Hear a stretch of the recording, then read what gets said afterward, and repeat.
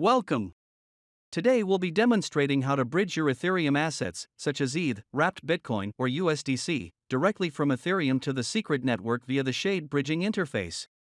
Before we begin this process, make sure you have a Kepler wallet and MetaMask wallet connected to the Shade application page, as both will be needed for the bridging process.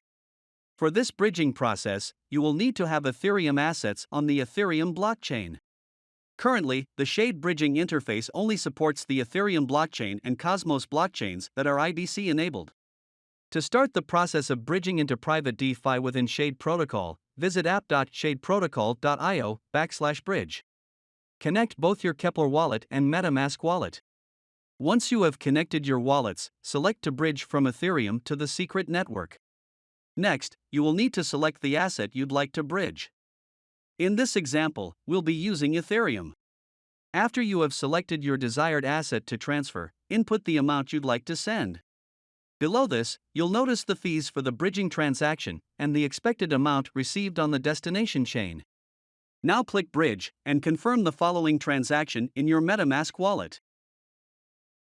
Next, you'll see a window pop up for your Kepler wallet with a transaction to create a viewing key for your bridged asset. Upon bridging your Ethereum assets into the secret network, they are wrapped in secret smart contract that gives them the privacy-preserving properties of the SNP-20 private token standard. Viewing keys are needed to view balances, transaction histories, and other token data associated with private tokens on secret network. Click Submit and approve the following transaction in your Kepler wallet.